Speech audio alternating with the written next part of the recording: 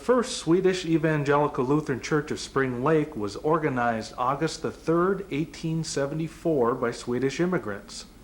They had little in the way of material things, but rich with a strong faith in God. The following scenes are from the 65th anniversary in 1939. The person shown is Miss Louisa Nordine, the only living charter member. Following are former confirmands marching into the church, indicating the year they were confirmed, several from the very beginning.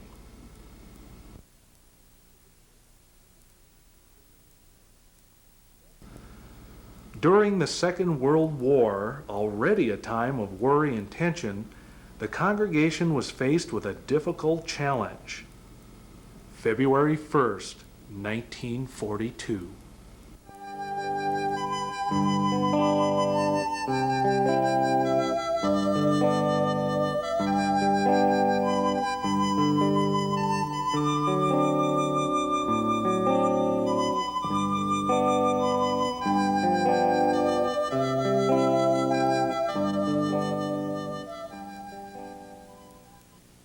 Jared Stone's mother was standing there with her black coat and her fur collar. And she was little, and she was over 80. And she looked at, and the tears are running down, and she says, "When I die, there won't even be a church." That charter Regine told out, they went around collecting. They came to one place, little old lady, and asked if she could have, they didn't even want to go there because she didn't have anything. They went anyway, they figured she'd feel bad, so he said she went in, got the sugar bowl, and emptied every penny she had up. Oh. I was the first one to see the fire. Were you? Come walking up there and burn, and we see the smoke coming. And I said, "That's smoke is cold smoke, that's something else." That was bad. Walked over, there was a little fire in the roof. What time of the day was that? That was it. Just before the church service. There was no church service held that Sunday, that was it. Yeah. Did you have, you did have a church service in the afternoon? Church, In the yeah. afternoon, yeah. Then they Well, got- when you first saw the fire, what happened after that? Well, we turned around and told the people there was fire in the church, and they didn't believe us. There were people in the church? Yeah. Okay. It started coming, then the Okay. men started coming, and then they went in and started taking out the pews. Tore the pews out, carried them all out. And when they got done with all the pews, the last thing they took was the pulpit. So they Is that the saved, pulpit we saved, have? saved them. That's the pulpit we have, it's from the old church. Yeah. We cut down. Didn't they have a meeting that same afternoon to decide to build They again? did, yeah, they did. Well, Lois here has got just wonderful starting stuff for us. She's got the bulletins from the Sunday it burned, the Sunday after it burned, the Sunday they laid the cornerstone, and the Sunday of the dedication. And I thought maybe you would, Lois, maybe you want to read this about what was written in the following Sunday's bulletin. Last Sunday, February 1st, 1942, is the date that will long be remembered by the whole congregation and its many friends. This day that will go down in history. We are still at a loss, and it is hard to gather our thoughts and keep our minds away from what has happened. Yet we must leave the past and look to the future. May this experience, a trying one, bring a real blessing to each and every one of us. We have received several letters of sympathy. Here are words from a few words from St. Cloud. Dear friends, we cannot express the sorrow which Mrs. Swenson and I feel at the news received today concerning the burning of our church and your dear church in Spring Lake. This church was our first church, and to think that it lies in ashes seems almost as one living has been taken away. But of course, we realize with you and your people, as it was after all made by lumber and stones, and that the true church is something which a fire cannot destroy. We are thankful to God for all that the church has meant, its many years of history.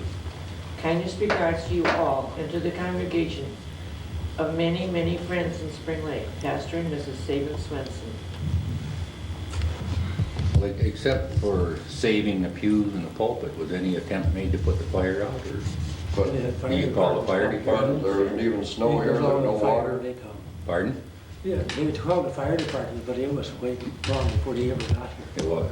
It was all over the place. Everything was broke through before they even showed up. Did they ever figure out what started the fire? Yeah, well, spark, because it was dry that winter. Okay. No snow. The sparks from the Chimney. burners. Spark from They were what? burning coal, Okay. and that's what come out and lit the fire up here. When we decided to build the church, I know Pastor Victor went all over the country looking for a furnace. He found it in one month on the woods. Oh, He couldn't find it. So they bought it right then before they ever started building. bought the furnace for the church. Well, it was during the war. During the The war, war it was was difficult hard. to get things, Yeah, yes. you couldn't get anything.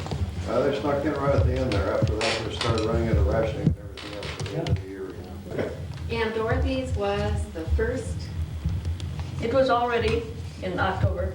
it was the first wedding in the new church. Yeah. I know we didn't have enough pews, so we borrowed them from Fish Lake. The last wedding in the old church was I think it was Mardell. Mardell Was and Mardell? Leonard Larson. Mardell and Leonard? I don't know. I'm sure she said that was, I wasn't here at that time. I'm sure it was Mardell and Leonard. I was here and helped Mrs. Herman Swanson. I played for her because she was ill For the church services. that summer when the church was held in the. So she was the organist at the time the church burned. And for quite a few It years. was all set with the church board that I could use the organ for organ lessons. I was gonna start that week after the church burned. To take lessons yourself. Yeah. It never happened, of course. That was something that was not saved from the No, church, is that never. right? This- Now, you said this- they waited for pews, but you also talked about them hauling pews out of the church when it burned. Did they not use the pews from the old church? No, They're in the Not in the balcony. Oh, they're in the balcony? Probably They're used- still in the balcony? Probably used some temporary. They didn't get that many up, did they? No, they got most of them. Did they? Used them down the hall, they sold them after. Seemed to me like it was burning like everything. Yeah, they were with fire and they forgot. So do They we was have- on Nick and Tuck. Do we have They anything got out else there when besides they the did. pulpit and those pews from the old church? We have, oh, that's from the old church. And you, And the you altar know, clock our was confirmation the- class gave those bases Yeah. in 1938. Mrs. Swanson went in and locked the organ. Oh, before she left the church? Yeah. Oh, During the fire? Yeah.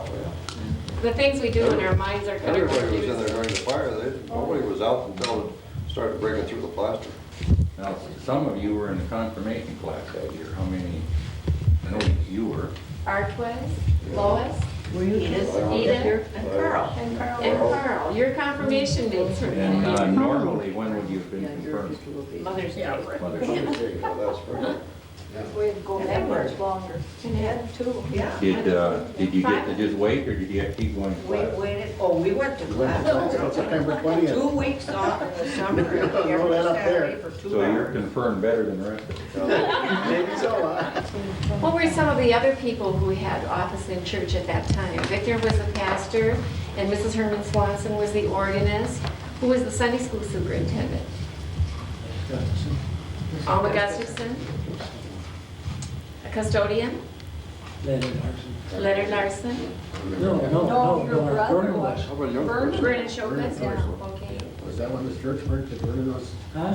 was that when the church burned, that Vernon was custodian? Any other special people you remember from that time? That I think Mrs. Swanson had charge of the primary department. Mrs. Olive. Olive Swanson. But there was a bulletin for the burning of the mortgage. Yeah. Which was when? The Thanksgiving, the service before Thanksgiving. Of the same year. Of the same year. On the same year they burned the mortgage. How much insurance did they have? I don't remember. Well, evidently they had fundraisers. What did they do for fundraisers? It went around, there, teams that went around to everybody.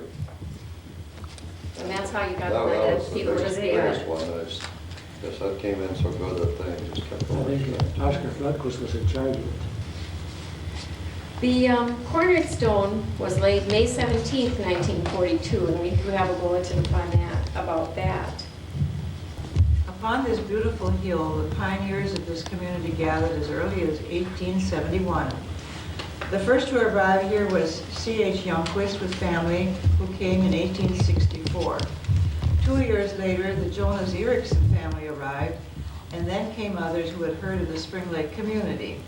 J.P. Dahl, Peter Rystrom, and Jonas Ledeen with their families.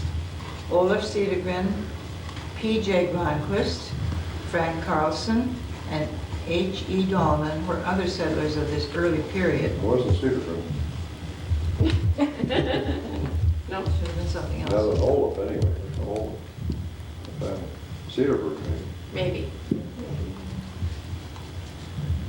Let's see. They did not forget God and the Christian church, but as early as they could arranged for fellowship and worship. First they went to Fish Lake where Dr. J. Magny paid visits from Cambridge, the year 1869. Jonas Erickson sent his son Jacob to buy the 40 acres that now constitutes the present building site. Here the first church was built in 1871. It was constructed of logs that the pioneers cut out in the timbers around here. The church soon became too small. In 1877 it was remodeled, adding 12 feet and erecting a tower and installing a bell. In 1898, this church was replaced by the one which was destroyed this year. The tower of the old church was retained. The cornerstone was laid on September 5th, and the church was dedicated on December 18th. Friends, no wonder we feel this is holy ground. Here we are gathered, the 17th of May, to lay the cornerstone of a new church. May we not only remember what the forefathers did, but that we are building for the coming generations until the coming of the Lord. Now unto him who is able to establish you according to the gospel and the preaching of Jesus Christ, to the only wise God, through Jesus Christ, to whom be the glory forever. Amen. I assume that was written by Pastor Bickner, don't you think? Yes. Okay. The building committee was David Bickner, the pastor, Charles Peterson, Herbert Allison, Alfred Nordine, Peter Eklund, and Bernie Brown. Finance committee, Charles Rydeen, Earl Nielsen, Joseph Swanson, Arnold Carlson, J.B. Higgins, and Yared Stone. Bernie Brown treasurer. Contractor was Andrew Johnson Amora. It has been a very pleasant duty thus far, the raising of funds and planning of, as well as construction of this new church. One of the saddest days in our lives was when we saw the old church, Spring Lake Church destroyed by fire. But it has worked a miracle in our congregation. Everybody are willing to give and to do what they can so that we will have a new church in place of the old one that was destroyed. Here's your chance, friends, to help in this most worthy cause. I think $15,000 there in 42 would probably have been the gross family income of about 5 families. Really?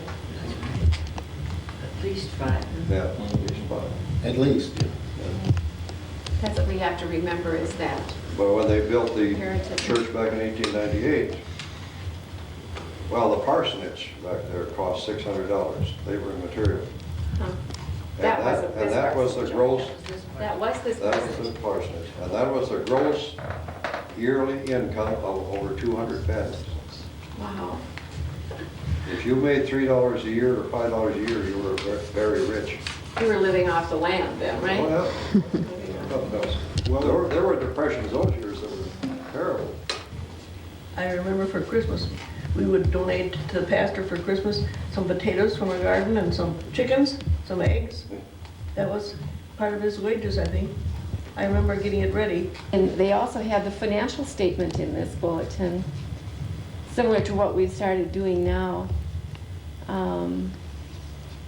January 4th, pledges were $13.55.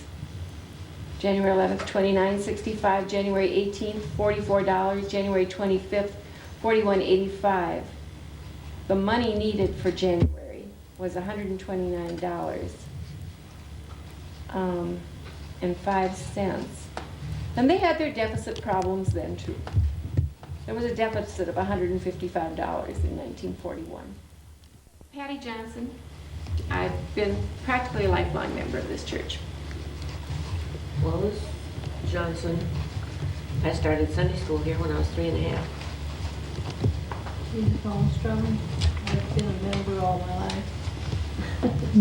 Edna Maestrom, I've been a member all my life. Wendy Wright, and I've been a member all my life. Joyce Neighbor, I've been a member all my life. Art Angel, I was confirmed here, and I was married here, and my children were married here, and went to Sunday school out here. Alice? I'm Alice Shulquist. I became a member here in 1960. At the time, our second son was baptized. I'm Ed Cedergren. I'm third generation from Charter. Christine Rystrom. Carl Redberg, and I was baptized and confirmed here and was a member here till 53. I'm Mark Shulquist. I've been a member here all my life. Bob Johnson.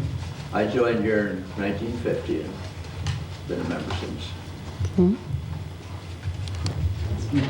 Pastor Bob. Okay. New kid on them. Hi. I'm Jim Olin.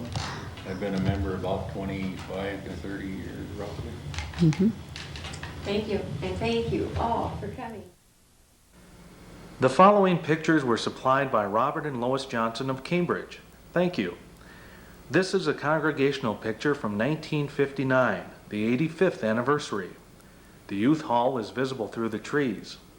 It served many roles through the years: youth recreation hall, kitchen and dining room, meeting hall, and in 1942 as the church when the original church burned. The coffee line.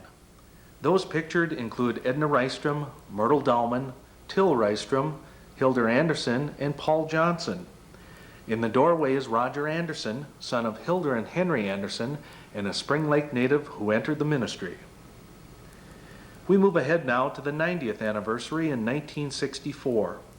Dr. Emil Swenson, head of the Augustana Synod, led the congregation in prayer. Pictured here from left to right are Wendell Haig, Wendell Erickson, and Earl Nelson, three lifelong farmers and natives of the Spring Lake area, talking about perhaps the weather or the crops. Wendell Erickson's grandfather and great-grandfather helped found the Spring Lake Church. The families of Wendell Haig and Earl Nelson date back before the turn of the century. Charles Schoberg and C.V. Erickson. C.V. Erickson is the father of Wendell Erickson, seen previously, and the grandson of Jonas Erickson, one of the church's founders.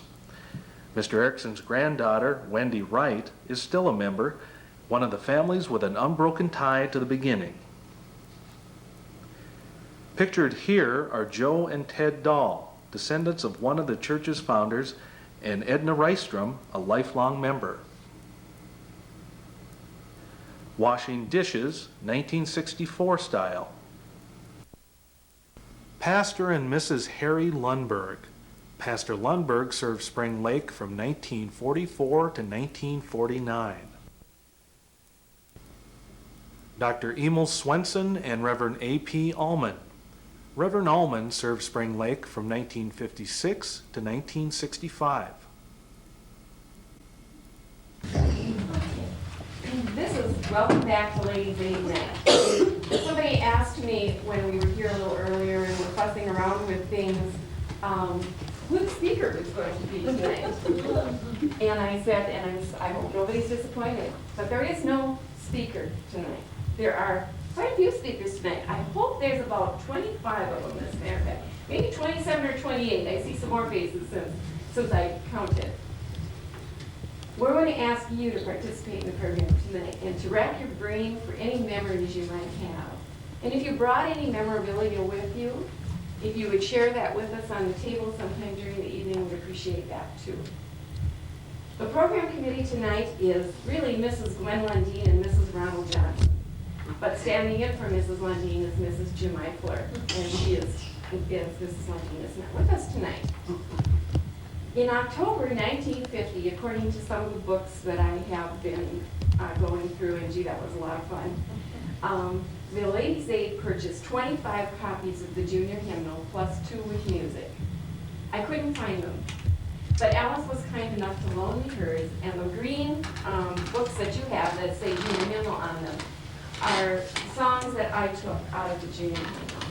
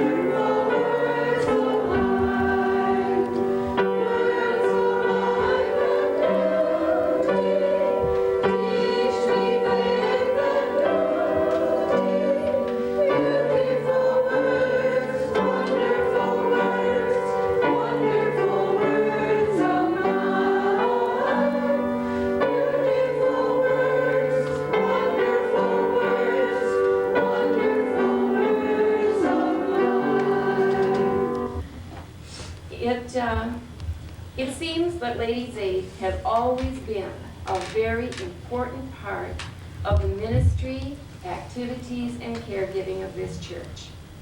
Let's take a look at some of the information from these books and start there. And maybe you can take us beyond these 40s and 50s and into the next decades also. Please feel free to offer anything you have about any time in the organization, women's organizations of the church, as well as ask questions about anything you want to know. Notes from the Secretary's book, 1944 to 56. 2 books were found in the file cabinets of pastor's office which were marked Secretary's books and contained information regarding the Ladies' Aid. As there was also a book which contained information regarding the formation of Spring Lake Cooperative Creamery, we are guessing that these books were probably placed with the church for safekeeping by Alfina Erickson at the time she had an auction and left her home in Spring Lake. One of the books covered the period from 1944 to 1956 and did not contain meeting minutes, but was a carefully kept ledger of roll call, income, and disbursements for each month of every year. Incidentally, one of the disbursement items was payment for a secretary's book in January 1944 at a cost of 59 cents. A worthwhile investment as the book was used for the next 12 years. Familiar names were signed indicating who kept these. Mrs. Gerard Stone, 1944 and 1945. Mrs. Don Turner, 1946, 47, and 48. Mrs. Charles Rydeen, 1949, 50, and 51. And Mrs. Wendell Erickson for 7 years from 1952 through 1958. For all of these years, the pages marked roll call also indicate that dues were paid, with the amount given per month by each Mrs. It was interesting to note that no married woman was referred to by her first and last name. She was always Mrs., her husband's first name, and the last name. In the second book, a book of meeting minutes from 1943 to 1953, at one of the meetings in January 1945, they voted to discontinue dues. However, roll call dues are recorded through the end of the book, 1953, and in the first book through 1958. Perhaps someone here can shed some light on the dues taking procedure. Anybody remember anything about that? I can recall, I didn't get to it, Ladies' Aid, but a few times as I recall with my mom. But when they have roll call, if I remember, they have roll call and they'd ask the ladies, they call their name, and the ladies would come up and put their dime in their dues or whatever. I remember that. I don't remember. Was there any set amount for dues? I don't know. I noticed when I went through the book, these particular books, that it was a quarter most of the time. And then they played catch up sometimes if they weren't there for a couple months. And at the very end of the whole list of months was the word paid, and I don't understand what that means at all. Well, that meant they paid up. They paid everything they owed or something for every month? Something like that. I think I got behind once, and so I had about 3 months to pay. You were reminded? Well, I was informed.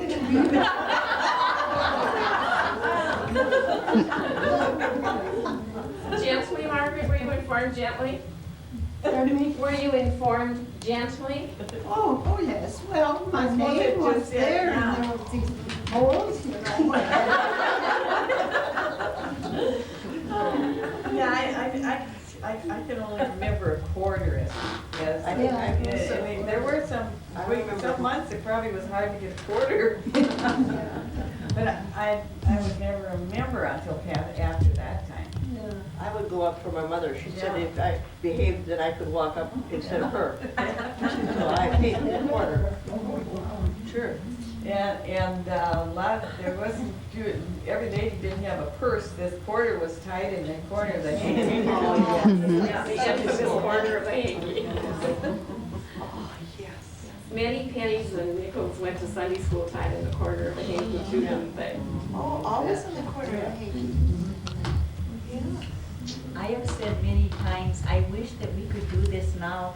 They used to have an honorary a membership. So Yes. you reach a certain age, and I don't really know what age that was. There was a star behind their name, and they were an honorary member. Now, I don't know whether they didn't pay dues then, or whether they didn't have to work, but we all have to work. Our ladies never reach an age where they don't have to work here. We need everybody. There was a time that if you arrived at the ripe old age of 70, you became an honorary member. Well, in the minutes for January 1951, it was agreed upon to make older members honorary members. Yeah. And it looks, according to the roll call, like they paid no dues. There was a star in front of their name and there was no money entered after their name. So I think that was the reward. I don't think they were asked to bring food and stuff either. I remember though, and it wasn't 2 years ago when Olga Nelson was still alive, and I had gotten strict instructions from my aunt Arlene that her mother was working too hard at Spring Lake Church for as old as she was. We would hear that once in a while, and so one day, I don't know if it was a crib cock supper or what, but Olga was washing dishes and washing dishes. She was very, very old, you know, and to be doing all that work. And I think you've done dishes long enough, Olga, somebody else can take it. Oh, I'm all right. A while later, Olga, doesn't your back hurt? I think you've done that long enough. Listen, when I'm tired of doing the dishes, I will know it and I will quit. So you're never too old to help. My memories of this song are on Missionary Sunday. When we brought our birthday money and the whole Sunday school sang, now be the gospel banner, while we marched up, put it in there, and got a little gift. That's it. Yeah, got a pencil or something. Sure. So that's why I took that off. And Clarice, we worked with that not so long ago. Shall we march up and put our pennies in the bank for our birthday? I think that would be wonderful. If you don't want to march, I'll pass it around. Let's sing both verses of this.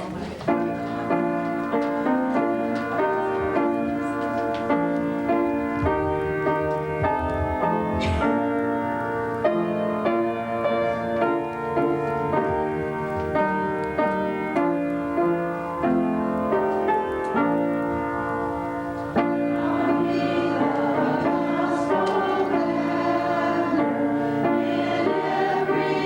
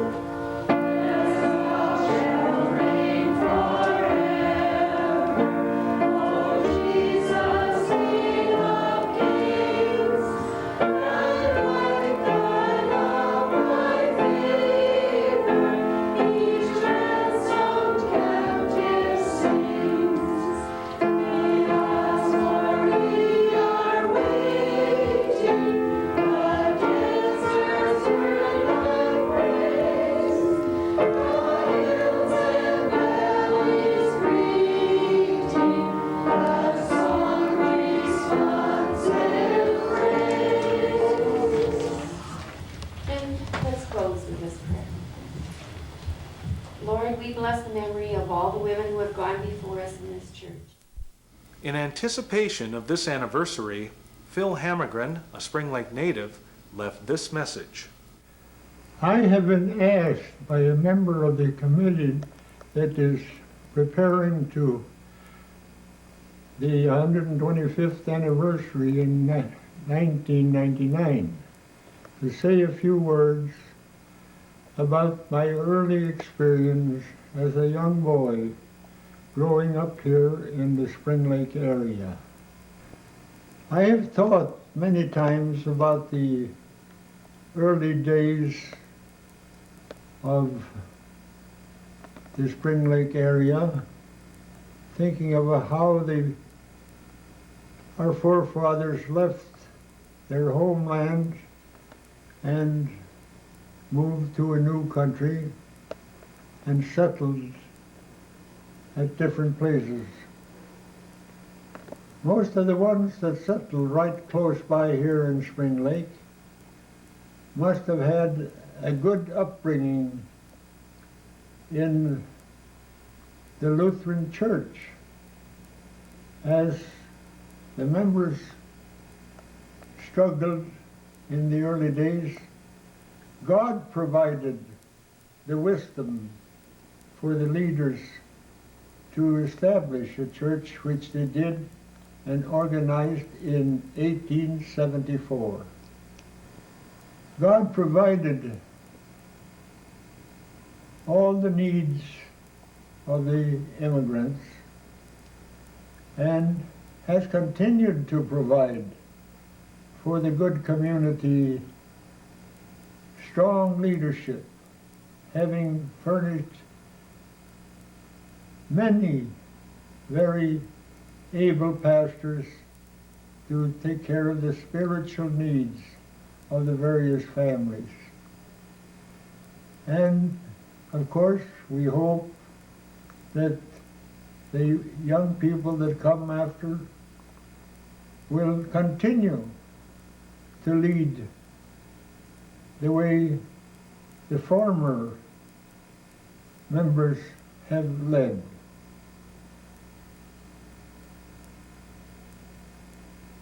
I often wondered how come that in spite of disasters and sometimes almost panics, the community has been able to go forward and do well. And young people rise up and replace the ones that have completed their work. I hope that the 1999 celebration will be very successful. And I'm sure it will be, because the good people of this community has always supported the various things that people wanted done. We have looked back at the past, but Mr. Hammergren has a special message for us. We must go on forward. It's great to celebrate the past, but the past is gone. It's like translating an old Swedish hymn. The words would be, "So goes a day from the time and comes no more." And we must move on. I would like to leave a few words that the lady wrote for a hymn, but I've never heard the hymn sung, but this here, I have memorized the first verse of that poem or hymn, and it goes like this: Christ has no hands but our hands to do his work today. He has no feet but our feet to lead men in his way.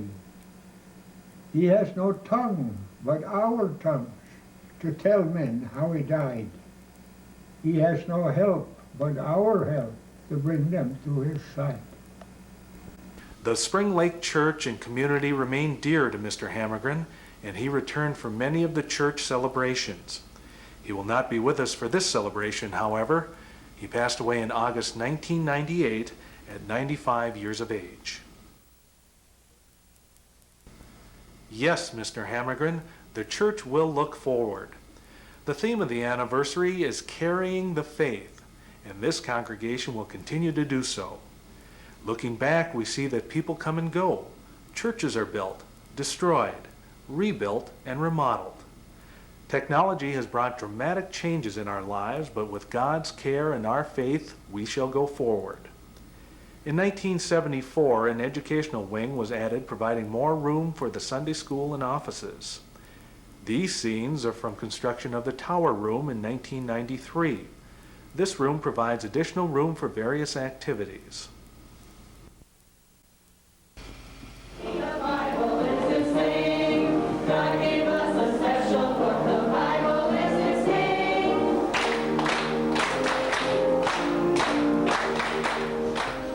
A significant change is the intergenerational Bible school held in the evenings.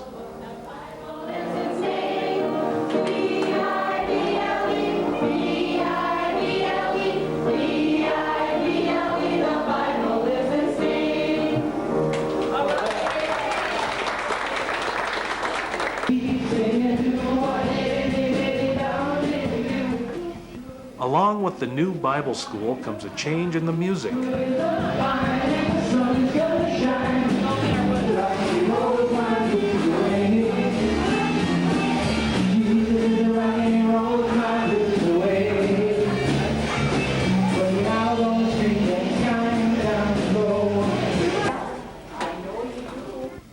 The older children, complete with costume and makeup, enjoy Bible school as much as the younger ones. I'm a farmer's wife, and my talent is, I don't think it's gardening though. I think it's... Don't spill, okay? Don't spill. Sit down. There we go.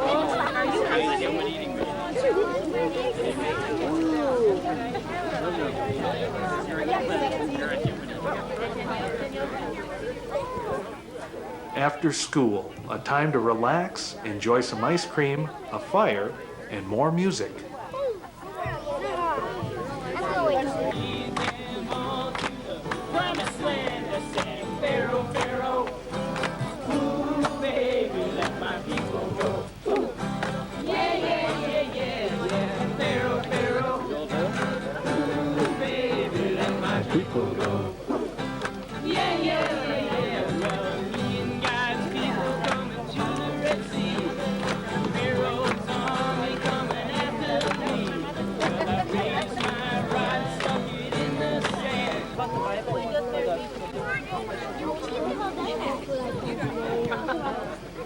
What are we singing?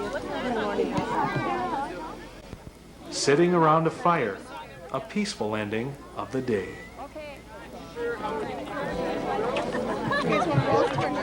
I picked one more guys tonight, so let's do guys and girls. They're gonna do guys and girls, whatever they're gonna do. Just humble thyself. Got it? Guys. The Spring Lake Lutheran Church, founded by Swedish-speaking immigrants, has changed and adapted for 125 years. The people, language, culture, and the building itself are not the same. However, the God we serve today is the same God our forefathers served. He was, is, and will forever be the one that provides all that we need. Thanks be to God.